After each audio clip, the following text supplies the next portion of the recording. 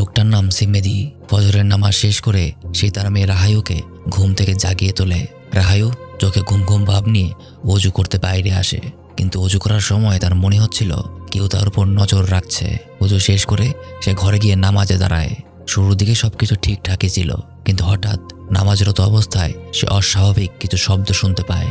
সময় যত এগোয় ততই যেন শব্দগুলো ধীরে ধীরে আর্তনাদের মতো শোনা যায়। কি হয়েছে সেটা দেখার জন্য তাকে আগে আগে নামাজটা শেষ করতে হবে। দ্রুত নামাজ শেষ করে সে ভেতরে যায়। সে দেখতে পায় তার বাবা সিমেদিকে দুজন লোক অনেক মারছে। রাহেও দেখেই চিৎকার করে ওঠে। দুজনের মধ্যে একজন রাহেউকেও ধরে ফেলে, আর অপরজন তার সামনেই তার বাবাকে গলা কেটে তা করে ফেলে। এই ঘটনায় রাহেউ নিজেকে সামলাতে না পেরে অপরজনের কানের নিচের অংশে কামড় বসিয়ে দেয়, কিন্তু ততক্ষণে আর কিছুই করার ছিল না। তারা রাহেউর বাবার মাথাটাকে শরীর থেকে আলাদা করে ফেলে, আর সেই মাথাটা তাদেরই বাড়ির মেইন গেটে ঝুলিয়ে দেয়। সে নির্মম ঘটনার সত্যতা কখনোই বের হয়নি। পত্রিকায় ছাপানো হয়েছিল রাহায়ুর বাবা কালো জাদুর চর্চা করত, সে শয়তানের পূজা করত, এমনকি সে নাকি তার কালো জাদু সফল করার জন্য কয়েকজন মানুষের বলি দিয়েছিল। এই কারণেই ইন্দোনেশিয়ান সামাজিক আইন অনুযায়ী তাকে উচ্ছেদ করা হয়েছে, আর গ্রামের প্রত্যেক মানুষও সেগুলোই বিশ্বাস করে নিয়েছিল। সেই ঘটনার পর অনেকগুলো বছর পার হয়ে গেছে। সময়টা তখন 2000 সাল। রাহায়ু এবং তার পরিবার যে গ্রামে থাকতো সেখান থেকে তারা রাহায়ুর নানা বাড়িতে চলে গিয়েছিল। তবে গত কিছুটা সময় যাবৎ তারা আবার তাদের নিজেদের গ্রামে ফিরে এসেছে, কারণ তাদের বাড়ি ঘর জায়গা সম্পত্তি সবকিছু এখানেই। তাদের গ্রামের একটা ছোট্ট কাপড়ের দোকানে রাহায়ু কর্মচারী হিসেবে কাজ করে। দোকান মালিকের সাথে তার সম্পর্ক খুবই ভালো। তিনি আগামী 1 মাসের জন্য গ্রামের বাইরে যাবেন, তাই রাহায়ুকে সে দোকান গোছানো থেকে শুরু করে দেখাশোনার সবকিছু বুঝিয়ে দেয়। রাহায়ু যে দোকানে কাজ করে তার ঠিক পাশের দোকানেই এই মেয়েটা কাজ করে। মেয়েটার নাম রিরি। রাহায়ুকে সে সবসময় হিংসা করে, কারণ বেশিরভাগ কাস্টমার তাকে বাদ দিয়ে রাহায়ুর দোকানে যেতেই বেশি পছন্দ করে। আজকে তার দোকানে নতুন একটা ছেলে জিনিসপত্র আড়া নেওয়ার কাজে ঢুকেছে। তার নাম রাতমান।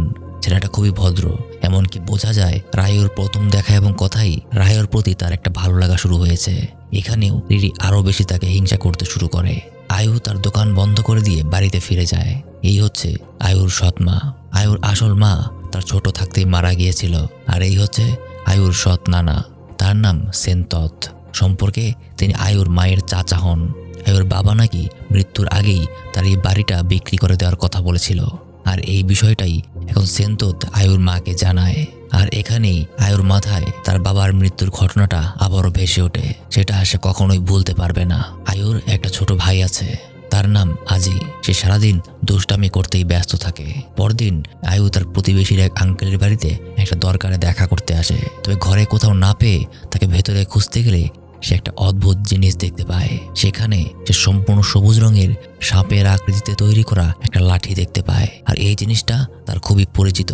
এটা দেখতে দেখতেই সে আবারও অতীতে চলে যায়। ঘটনাটা সেদিনকার, যেদিন রাহায়ুর আসল মা মারা গিয়েছিল। তার মায়ের মৃত্যুটা খুবই খারাপভাবে হয়েছিল, আর সেটা কোনো রোগ বা দুর্ঘটনা ছিল না, ছিল একটা অভিশাপ। আর সেই ঘটনার সাক্ষী ছিল রাহায়ু নিজে। সেই স্মৃতি রাহায়ুকে এখনো খুব কষ্ট দেয়। এই লোকটার নাম সুরু।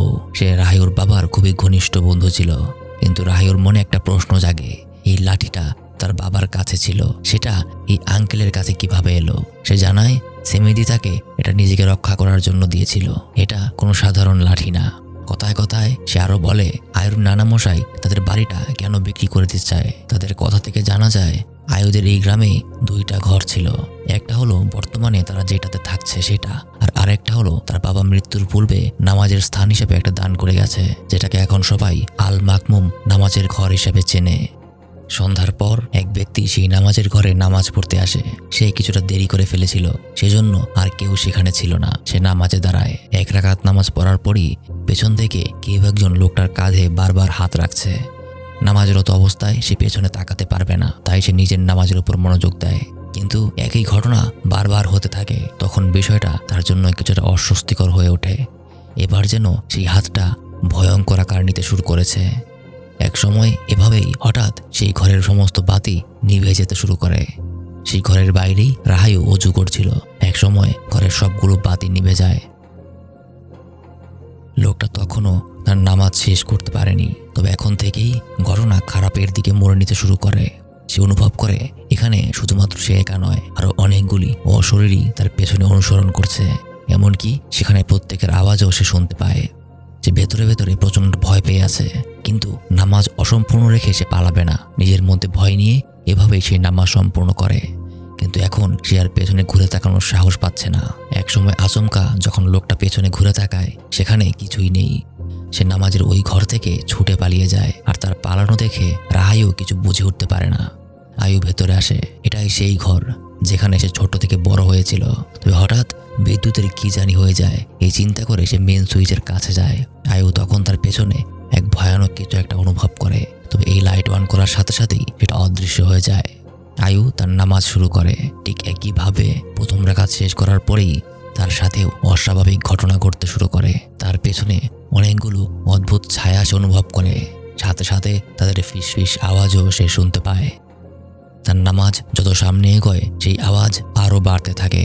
এভাবেই ভয়ে ভয়ে সালাম ফেরানোর সময়টাতে একবার সে পেছনে তাকায়, কিন্তু সেখানে কিছুই ছিল না। আয়ু কিছুটা স্বস্তির নিঃশ্বাস ফেলে। আর ঠিক তখনই সেই জিনগুলো তাকে ঘিরে ধরে। আয়ু প্রচণ্ড ভয় পেয়ে যায়। আর এভাবে পালাতে পালাতেই সে চলে যায় তার ছোটবেলার স্মৃতিতে, যেখানে তার বাবা সিমেদি একটা লোকের চিকিৎসা করছিল। লোকটা খারাপ জিনের প্রভাবে আক্রান্ত ছিল। আর এই সব কিছুই আয়ু সেদিন দরজায় দাঁড়িয়ে দাঁড়িয়ে দেখছিল। সে দেখে একটা সময় তার বাবার মধ্যে একটা অদ্ভুত শক্তি প্রবেশ করতে শুরু করে। আর তার মধ্যে থেকে একটা সবুজ রঙের সাপ বেরিয়ে এসে লোকটার মধ্যেকার কালো সাপটাকে বের করে দেয় আর সেটাকে একদমই মেরে ফেলে। এখানে সবুজ সাপটা দিয়ে ভালো জিন আর খারাপ সাপটা দিয়ে কালো জিনদের বোঝানো হয়েছে। তবে অদ্ভুতভাবে আয়ু যখন ছোট ছিল তখন থেকেই তার প্রতি জিনেদের একটা আকর্ষণ ছিল, কারণ আয়ু কোনো সাধারণ মেয়ে না। ঘটনা বর্তমানে ফিরে আসে। আয়ু এই ঘটনায় ভয় পেয়ে নামাজের স্থান থেকে একদম বেরিয়ে যায়। পরদিন সকালে আয়ু দোকানে কাস্টমারদের সাথে কথা বলছিল, কিন্তু তার পাশের দোকানের মেয়েটা অর্থাৎ রিরি সেই আয়ুকে উল্টাপাল্টা কথা বলতে শুরু করে। আয়ু নাকি তার বাবার মতো কালো জাদু করে তার দোকানে কাস্টমারদেরকে নিয়ে যায়। আয়ুকে সে জাদুকরের মেয়ে বলে কথা শোনাতে শুরু করে। এমনকি আয়ুর বাবা শয়তানের পূজা করতে বলেও তাকে অপমান করতে থাকে। আয়ুর ভেতরে ভেতরে তার প্রতি অনেক রাগ হচ্ছে। একটা সময় তার মধ্যে ভয়ানক এক পরিবর্তন হয়। তার চোখ দুটো সম্পূর্ণ সাদা হয়ে যায়। বোঝাই যাচ্ছে তার মাঝে কিছু একটা ভর করেছে। সে দৌড়ে এসে রিরির গলা চেপে ধরে আর বলতে থাকে তার বাবা শয়তানের পূজা করতো না। বলতে বলতেই বাজারের সকল মানুষ এসে তাকে থামানোর চেষ্টা করে। রাতমান এসে আয়ুর মাথায় হাত দিয়ে দোয়া পড়তে শুরু করে, যার কারণে একটা সময় আয়ুর মধ্যে থেকে জিনের প্রভাবটা চলে যায়। তারপর তাকে পবিত্র পানি পান করানো হয়। রাতমান তাকে জিজ্ঞাসা করে সে কি আল মাকমুম নামাজের ঘরে গিয়েছিল কিনা, কিন্তু আয়ু কিছু না বলেই সেখান থেকে চলে যায়। বাসায় আয়ুর মা তাকে জিজ্ঞাসা করে তুমি কি সেই নামাজের ঘরে নামাজ পড়তে গিয়েছিলে? সেখানেও আয়ু কিচ্ছু বলে না। সেজন্য আয়ুর মা তাকে জানিয়ে দেয় যদি কখনো তারা তোমাকে বিরক্ত করে তাহলে আউযুবিল্লাহ বলে পা দিকে 3 বার থুতু ফেলবে। এই বলে সে চলে যায়। কিন্তু আয়ুর মধ্যে সেই অস্থিরতা এবং বাবার সেই স্মৃতিগুলো এখনও তার মধ্যে ঘুরপাক খাচ্ছে। এই ভাবতে ভাবতে সে আবারও ওই নামাজের ঘরেই চলে যায়। এক লোক আগে থেকেই সেখানে নামাজ পড়ছিল, কিন্তু আগে যখন সে খেয়াল করে সে দেখতে পায় লোকটার ঘাড়ে একটা অস্বাভাবিক ছোট বাচ্চা জড়িয়ে আছে। আয়ু তার চোখে বিশ্বাস করতে পারে না। এভাবে ওই লোকের নামাজ শেষ হলে অদ্ভুতভাবে বাচ্চাটাও হাওয়ায় গায়েব হয়ে যায়। আয়ু স্বাভাবিকভাবেই আজকেও দিনের বেলা নামাজ পড়তে আসে, কিন্তু নামাজ শুরু করার কিছুক্ষণ পরই সে আবারও অদ্ভুত আকৃতিগুলোকে দেখতে পায়। সে পর্দার আড়ালে একজোড়া ভয়ঙ্কর পা দেখতে পায়। আয়ু তার মায়ের কথা অনুযায়ী আউযুবিল্লাহ বলে বাম পাশে 3 বার থুতু ফেলে, কিন্তু এই কাজ করার কারণে উল্টো তাদের প্রভাব আরও বেড়ে যায়। নামাজ শেষ করার সাথে সাথেই আয়ুর সামনে একটা ভয়ঙ্কর জিন চলে আসে। এমনকি সে যখন ভয় পেয়ে পেছনে সরে যায়, একই রকম অসংখ্য আরো জিনেদের মধ্যে গিয়ে এসে পড়ে। তারা আয়ুকে ধরে রাখার চেষ্টা করে, কিন্তু কেমন করে যেন আয়ু আবারও অতীতের স্মৃতিতে হারিয়ে যায়। এতদিন সে শুধুমাত্র এগুলোকে অতীতের স্মৃতি হিসেবে দেখে এসেছে, কিন্তু অদ্ভুতভাবে আজ যেন তার চোখের সামনেই সমস্ত কিছু ঘটছে। আয়ুর বাবা এক ব্যক্তির চিকিৎসা করছেন। সেই লোকটার পায়ে অস্বাভাবিক ফোসকাগুলো ধীরে ধীরে বেড়ে যাচ্ছে, আর আয়ুর বাবাকে ঘিরে রয়েছে অনেকগুলো জিন। সেগুলো তার পা থেকে ফোসকাগুলোকে সরিয়ে একত্র করছে। আর ঠিক তখনই ছোট্ট আয়ু সেখানে পৌঁছে যায়। যাওয়ার পরেই জিনগুলো তার হাতে সেগুলো ধরিয়ে দেয়। আয়ুর বাবা এটা দেখে খুব ভয় পেয়ে যায়, কারণ এই ভুলের কারণেই আয়ু এখন খুবই শক্তিশালী একটা জিন দ্বারা বশ হয়ে গেছে। সে খুবই ছোট। এখন সে নিজেকে মোটেও নিয়ন্ত্রণ করতে পারবে না। তাই সেন্তোতের কাছে আয়ুর বাবা সাহায্য চায়। তবে তিনি তাকে শর্ত দেয় যে তোমাকে তোমার জীবন ছেড়ে দিতে হবে, স্বাভাবিক একটা মানুষ হয়ে বাঁচতে হবে। আয়ুর বাবা নিজের মেয়েকে বাঁচানোর জন্য তাকে সেই কথা দেয়। তার এই স্মৃতির মাঝে এই সকল ঘটনা দেখে আয়ু নিজেকে সামলাতে পারে না। সে চিৎকার করতে শুরু করে আর ঘটনা আবারও বর্তমানে ফিরে আসে। আয়ুর ছোটবেলার স্মৃতিগুলো তার তেমন স্পষ্টভাবে মনে ছিল না, কিন্তু এখন যেন সবকিছুই তার সামনে আবার স্পষ্ট হয়ে যাচ্ছে। এই ভাবতে ভাবতেই আবারও বিদ্যুতের লাইনের সমস্যা দেখা দেয়। একটা সময় সবকিছু অন্ধকার হয়ে গেলে আজও অন্ধকারের মধ্যেই সে ভয়ঙ্কর আকৃতি সে দেখতে পায়। আয়ু ভয় পেয়ে পালিয়ে যাওয়ার চেষ্টা করে, কিন্তু দরজা বন্ধ হয়ে আছে। একদম শেষ মুহূর্তে সে সেখান থেকে পালিয়ে যায়। কি এমন হচ্ছে আয়ুর সাথে? আয়ুর সাথে এগুলো কেন হচ্ছে? কেন এই জিনগুলো আয়ুর পেছনেই পড়ে আছে? সবকিছুই জানতে পারবেন, দেখতে থাকুন। রাতের বেলা আয়ুদের বাড়ির সামনে গ্রামের কিছু মানুষ এসে তাকে উল্টাপাল্টা কথা বলতে শুরু করে। রিরির মা তার মেয়ের উপর হওয়া আক্রমণের জবাব চাইতে এসেছে। সবাই মনে করছে আয়ুর বাবা মারা যাওয়ার পর এখন তার মা এসব কালোজাদু শুরু করেছে। এখন তার প্রভাব তার মেয়ের উপর পড়েছিল। আয়ু এসব কথা শুনে সে খুবই রেগে যায়, কিন্তু তার মা সবসময় তাকে আটকে রাখে। সে এসব ঝামেলা বাড়াতে চায় না। সবার কাছে সে ঠান্ডা মাথায় তার মেয়ের জন্য ক্ষমা স্বীকার করে। আয়ু নিজেও একসময় তার মাথা ঠান্ডা করে, কিন্তু যখন রিরির মা বলে ওঠে তুই একটা শয়তানের বাচ্চা, তখনই আয়ুর আবারও রাগ উঠে যায়।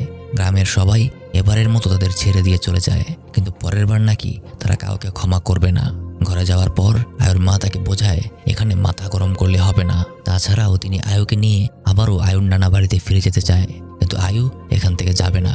এখানেই সে ছোটবেলা থেকে বড় হয়েছে, এটাই তার পিতৃভূমি। কিন্তু তার মা তাকে আবারও এখান থেকে নিয়ে চলে যাওয়ার কথা বললে আয়ু রেগে যায়। সে বলতে শুরু করে আপনি কেন বুঝতে পারছেন না? আপনার চাচা আপনার সাথে কারসাজি করছে। সে আমার বাবার সম্পত্তি হাতিয়ে নিতে চায়। এই জন্যই আমার মায়ের মৃত্যুর পর আমার বাবার সাথে সে আপনার বিয়ে দিয়েছিল। আয়ুর মুখে সব কথা শুনে তার মা খুবই অবাক হয়ে যায়, আর আয়ু তার উপর রাগ দেখিয়ে আবার সেই নামাজের ঘরেই চলে যায়। সেখানে রাতমান আগে থেকেই নামাজ পড়ছিল। রাতমান তাকে দেখে জানায় এখানে নাকি কোনো সমস্যাই নেই, তবুও যদি সে চায় তাহলে সে কিছুক্ষণ তার পাশে এখানে থাকতে পারে। আয়ু তাকে ধন্যবাদ জানিয়ে নিষেধ করে দেয়। প্রতিবারের মতো আবারও সে নামাজে দাঁড়ায়, কিন্তু এবার যেন সে নামাজের মধ্যেই পুরনো স্মৃতি দেখতে শুরু করে। সে দেখে এই নামাজের ঘরেই কয়েক বছর আগে আয়ু ঘুমিয়েছিল, আর তার মাথায় হাত বুলিয়ে দিচ্ছিল এক ভয়ঙ্কর জিন, যেটা দেখে সে এতটা ভয় পেয়ে যায় আয়ু সেখান থেকে উঠে পালাতে শুরু করে। কিন্তু সে যেই দরজা দিয়ে ঢুকছে আবারও ঠিক একই স্থানে পৌঁছে যায়। ধীরে ধীরে সেই সমস্ত জিনগুলো আবার তাকে ঘিরে ফেলতে শুরু করে।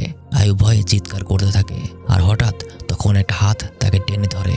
আয়ু আবার তার জ্ঞান ফিরে পায়। সে নিজেকে তার বাবার বন্ধু সুর ঘরে খুঁজে পায়। তার নিষেধ করার পরেও রাতমান বাইরে অপেক্ষা করছিল, যদি আয়ুর কোনো সমস্যা হয়। সে দেখতে পেয়েছিল আয়ু নামাজের মধ্যেই জ্ঞান হারিয়ে ফেলেছে। তাই গ্রামের বাকিরা যেন এটা জানতে না পারে, তাই সে তার নিজের বাসায় না নিয়ে তাকে এখানে নিয়ে এসেছে। সুরুহ আয়ুকে জানায় জিনগুলো তোমার ছোটবেলার বন্ধু, যদিও তুমি তাদেরকে দেখে ভয় পাচ্ছ, কিন্তু তারা তোমাকে দেখার জন্য এসেছে। আর তুমি কোনো সাধারণ মেয়ে না। জিনগুলো প্রত্যেকেই তোমার অধীনে। তুমি এখনো জানো না তুমি কতটা ক্ষমতার অধিকারী। আর সেন্তোত দীর্ঘ সময় যাবৎ তোমার আর তোমার পরিবারের উপর জাদু করার চেষ্টা করছে। তোমার বাবার সম্পত্তি সে হাতিয়ে নিতে চায়। তাকে কখনো বিশ্বাস করবে না। এই সমস্ত কথা পরবর্তীতে রাহায়ুকে আরো বেশি চিন্তার মধ্যে ফেলে দেয়। রাহায়ু তার টেবিলের মধ্যেই ঘুমিয়ে পড়ে, আর তখনই তার মাথায় একটা জিন হাত বুলিয়ে দিতে শুরু করে। পরদিন সকালে রাহায়ুর অবস্থা তেমন ভালো না। কিছুক্ষণ পর পরই তার বমি হচ্ছে। আয়ু যেমন এখানে কাজ করে, সেখানে সংসার চালানোর জন্য তার মাও তাদের বাড়ির পেছনে নিজস্ব একটা ফুলের দোকান চালায়। সেখানে রিরির মাও এমনিতে তার উপর ক্ষিপ্ত ছিল।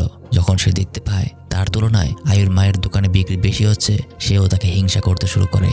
সে বলতে শুরু করে যেমন মা তেমনি মেয়ে। এই কথা বলে একসময় হিংসার কারণে সে আয়ুর মায়ের দোকানের কিছু ফুল নষ্ট করে ফেলে।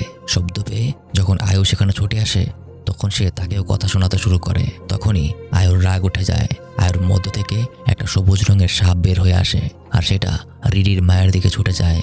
কিন্তু সেটা সে নিজে ছাড়া আর কেউই দেখতে পাচ্ছিল না। অদ্ভুতভাবে সাপটা রিরির মায়ের কাছে যাওয়া মাত্রই সে পায়ের ব্যথায় কাতরাতে কাতরাতে মাটিতে বসে পড়ে। আশেপাশের প্রত্যেকে গিয়ে সেখানে জমা হয়। তার পায়ের কাপড়টা যখন সরানো হয় তখন দেখা যায় সেখানে খুব গভীর ক্ষত তৈরি হয়ে গেছে। এত অল্প সময়ের মধ্যে এরকম কিভাবে হলো? এটা দেখে সবার মনে আবারও সন্দেহ জেগে ওঠে।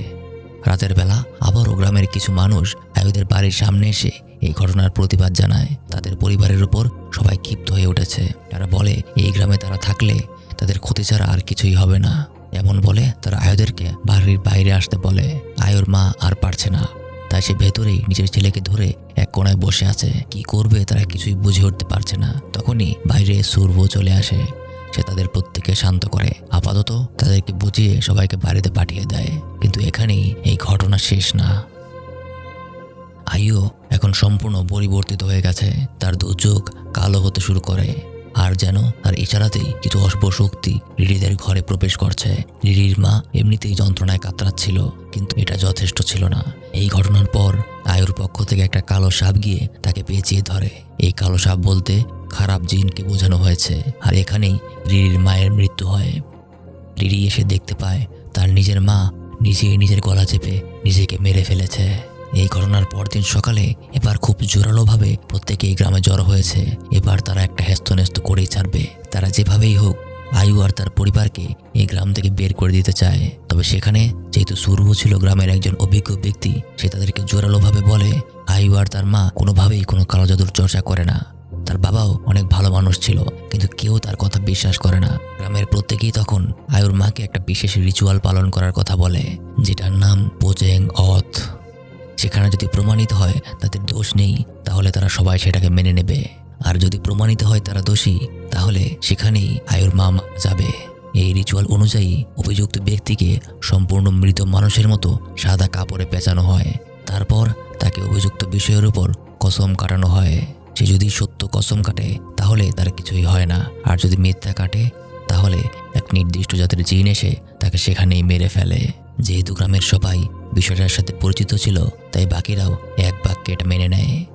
তবে এর কারণে আয়ুর নানা সূর্যর উপর রেগে যায়। সে কেন এমন একটা বিপজ্জনক পথ বেছে নিল? সে তো জানতো যেহেতু তার স্বামী কবিরাজি করেছে, এ সকল বিষয়ের সাথে জড়িত ছিল, সেহেতু তার স্ত্রী হিসাবে আয়ুর মাও কিছুটা জড়িয়ে আছে। কিন্তু কিছু করার নেই, যেহেতু গ্রামবাসীকে বলা হয়ে গেছে, এখন পিছিয়ে পড়লে উল্টো আরও সমস্যা হবে। পরদিনই তাদের এই বিশেষ রিচুয়াল অর্থাৎ সেই পোচেং ওথের কার্যক্রম শুরু হয়। আয়ু এবং তার ছোট ভাই বাড়িতে একা। তবে আয়ুর মধ্যে তখনই কেমন যেন একটা পরিবর্তন লক্ষ্য করা যায়। সে আবারও সেই আল মাকমুং নামাজের ঘরে চলে যায় আর সেখানে নামাজ পড়তে শুরু করে। আর এদিকে আয়ুর মাকে সম্পূর্ণ মৃত লাশের মতো করে বেঁধে ফেলা হয়েছে। সূর্য কিছু বিশেষ দোয়া পড়তে শুরু করে।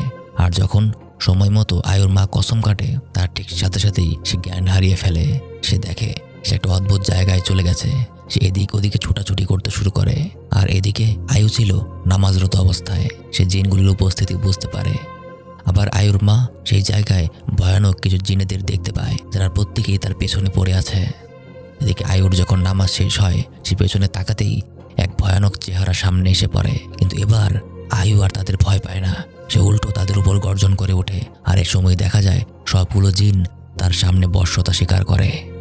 আর এই সময়টাতেই আয়ুর মাও সেই অদ্ভুত জায়গা থেকে তার মেয়েকে সবগুলো জিনের প্রধান হিসেবে দেখতে পায়। তার আর কিছু বোঝার বাকি থাকে না, সাথে সাথেই সে জ্ঞান ফিরে পায়। আর গ্রামের প্রত্যেকের সামনে প্রমাণ হয়ে যায় আয়ুর মা কোনো কালো জাদুর সাথে জড়িত না। কিন্তু শুধুমাত্র সেই নিজেই জানে তার মেয়ের জন্যই আজকে সে বেঁচে গিয়েছে। পরদিন আয়ুর সাথে যখন রাতমানের দেখা হয়, সে জিজ্ঞাসা করে, তোমরা নাকি চলে যাচ্ছ এখান থেকে? আয়ু তাকে পাল্টা জিজ্ঞাসা করে, সে এমন কথা কোথা থেকে জানতে পারলো? এমন তো কোনো কথা হয়নি। রাতমান তাকে বলে সে একটু আগেই দেখলো তার মা তাদের বাড়ির দোকান বিক্রির জন্য দুজন লোকের সাথে কথা বলছে। এটা শুনেই আয়ু বাড়ির দিকে চলে যায়। রাতমানের কথা সত্যি দেখে লোক দুটো চলে যাওয়ার পরেই আয়ু তার মাকে জিজ্ঞাসা করে, তুমি এমনটা কেন করছো? সে জানায় আয়ুর বাবাও মৃত্যুর আগে এই জায়গাটা বিক্রি করার প্ল্যান করেছিল, যেটা দায়ভার ছিল আয়ুর নানার উপর। আর এখন তিনি এটা বিক্রি করে দিতে চায়। কিন্তু এই কথা শুনেই আয়ু রেগে ওঠে। সে চিৎকার করে বলতে থাকে, আপনি কেন বুঝতে পারছেন না? আপনার চাচা আমার বাবার সম্পদের উপর নজর দিয়েছে।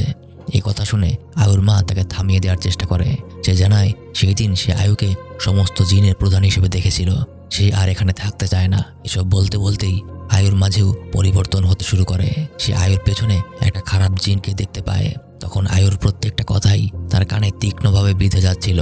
আয়ু তখন চিৎকার করে বলতে থাকে, আমি দেখেছিলাম আমার বাবার মৃত্যুর পরের দিন তোর চাচা এখানে এসেছিল। সে আমাকে কিছু জানায়নি, এমনকি তার ছেলের গালেও আমি ঠিক ওই জায়গাটাতে একটা ক্ষত দেখেছিলাম, যেখানে মুখোশ পরা অবস্থায় আমি কামড়ে দিয়েছিলাম। তুই কেন বুঝতে পারছিস না? তোর চাচা আমার বাবাকে মেরেছে এই সম্পদের জন্য। আয়ুর সবগুলো কথা খুব তীক্ষ্ণভাবে আয়ুর মায়ের কানে বিঁধে যাচ্ছিল। সেই সব সহ্য করতে পারছিল না। আর একটা সময় আয়ু এভাবেই জ্ঞান হারিয়ে ফেলে। জ্ঞান ফিরে আসলে সে দেখে তার মা এখনো সেভাবেই বসে আছে। সে যেন একটা জড় পদার্থের মতো হয়ে গেছে। আয়ু তার দোকানে ফিরে যায়। গিয়ে সে জানতে পারে দোকান মালিক তাকে চাকরি থেকে বরখাস্ত করে দিয়েছে।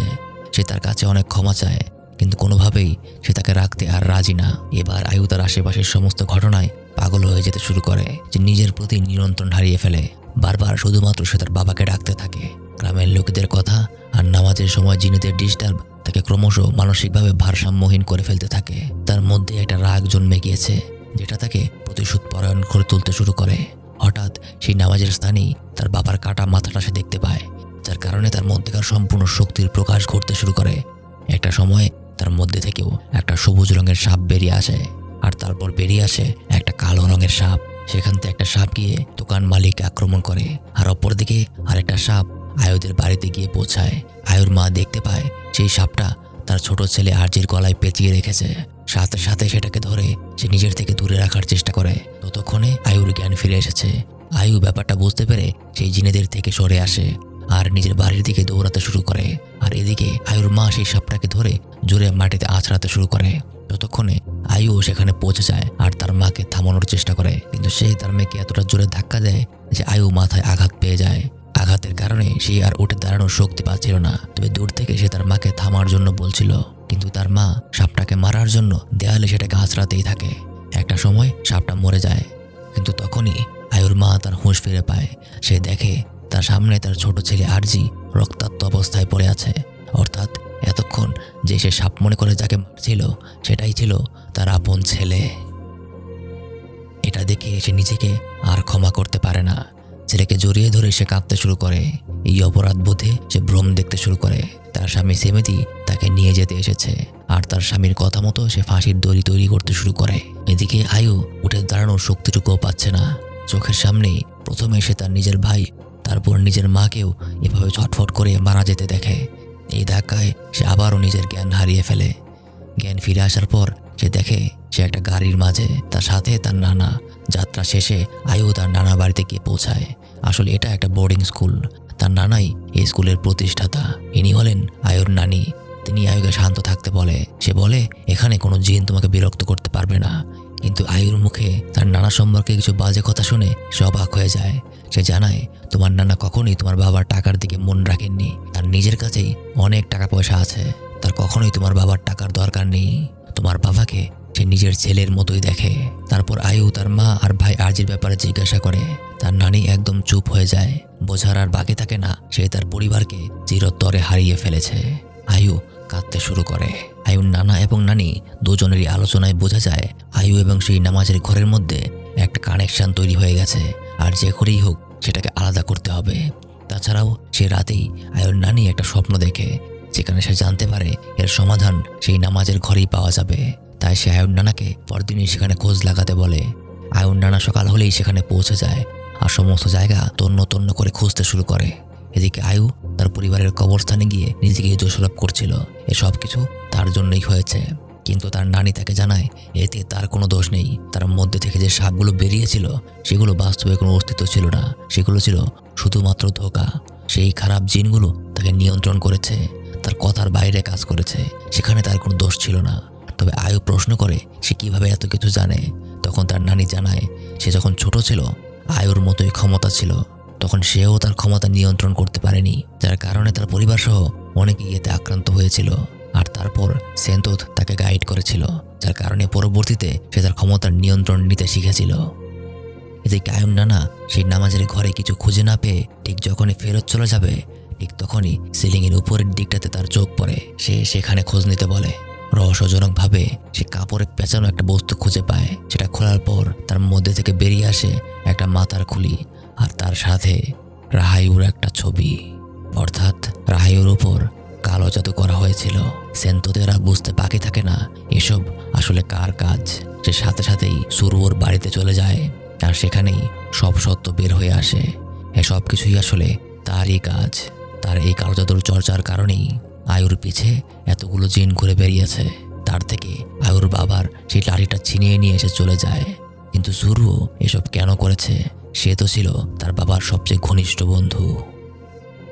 এদিকে আয়ুর উপর থেকে জিনের প্রভাব সরানোর জন্য একটা বিশেষ রিচুয়ালের আয়োজন করা হয়। সেখানে বিশেষ কিছু মানুষও এসেছে যারা এই বিষয়গুলোর সাথে খুব ভালোভাবে পরিচিত। সেখানে আয়ু তার নানার বড় ছেলেকে দেখে ধীরে ধীরে পরিবর্তিত হতে শুরু করে, কারণ সম্ভবত সেই তার বাবাকে মেরেছিল। তার নানা তার উপর পবিত্র পানি ছিটিয়ে দেয়। এতে আয়ুর মধ্যে বিশাল পরিবর্তন হয়ে যায়। সে এখন সম্পূর্ণই জিন দ্বারা নিয়ন্ত্রিত। সে খুবই বাজেভাবে তাদেরকে কথা বলছে। একসময় আয়ুর ক্ষমতায় আশেপাশের সমস্ত বাতি নষ্ট হয়ে যায়। এই ঘটনায় আয়ুকে বাঁচানোর জন্য অনেকগুলো জিন এসে হাজির হয়। আয়ুর নানা তাকে বারবার বলছে, আমি তোমার নানা, তুমি শান্ত হও। কিন্তু আয়ু তাকে ধমকি দিয়ে বলে তাহলে কেন সে তার বাবাকে মেরেছিল। কিন্তু সে জানায় সে তার বাবাকে মারেনি। তখন আয়ুর কথা, তাহলে আপনি অবশ্যই জানেন এর পেছনে কার হাত রয়েছে। আর এখানেই সব সত্য বের হয়ে আসে। আয়ুর বাবাকে মারার পেছনে হাত ছিল মূলত সুরুর। সেনতোতের ছেলে ছিল সুরুর অনুসারী। সুরুও তাকে এমনটা বুঝিয়েছিল যদি সে আয়ুর বাবা অর্থাৎ সেমেদিকে হত্যা করতে পারে তাহলেই সে কালো জাদুর শক্তি প্রাপ্ত হবে।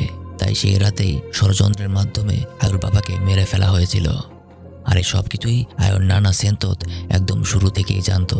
তাহলে কেন সে তাকে বলল না? এটাই হলো আয়ুর প্রশ্ন। আয়ু চিৎকার করে বলতে থাকে, এতদিন তাহলে কেন সে তাকে বলেনি? এই বলেই আয়ু সেনতোতের ছেলের উপর আক্রমণ করে। আর তখনই তার উপরও একটা জিন চলে আসে। সে সরাসরি গিয়ে তার নিজের বাবার উপর আক্রমণ করে। আয়ুর নানি তাকে আটকানোর অনেক চেষ্টা করে, কিন্তু কোনোভাবেই সে পারে না। সেনতোতকে মারার পর সে নিজেও মারা যায়। আয়ুর নানি তার উপর চিৎকার করে বলতে শুরু করে এটা সে কি করলো। কিন্তু আয়ুর উত্তর হলো তারা দুজনই মৃত্যুর যোগ্য ছিল। তার নানি যখন এসবের বিরুদ্ধে কথা বলে তখন তার উপরও আক্রমণ করতে আসে। আয়ু এখন সম্পূর্ণ অনিয়ন্ত্রিত হয়ে পড়েছে, কিন্তু তার নানিও কোনো অংশে কম ছিল না।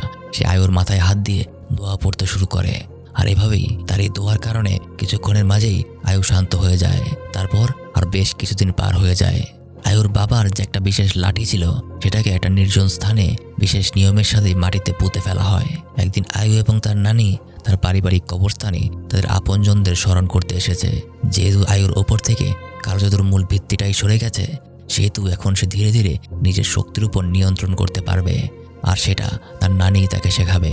অর্থাৎ আয়ু ধীরে ধীরে একটা স্বাভাবিক জীবনের দিকে এগিয়ে যাবে। আর এভাবেই আজকের গল্পটা শেষ হয়ে যায়। এখন এর চেয়েও ভয়ঙ্কর একটা কালো জাদুর গল্প দেখার জন্য এই ভিডিওটার উপর ক্লিক করতে পারেন। কথা হবে পরের আরেকটা ভিডিওতে।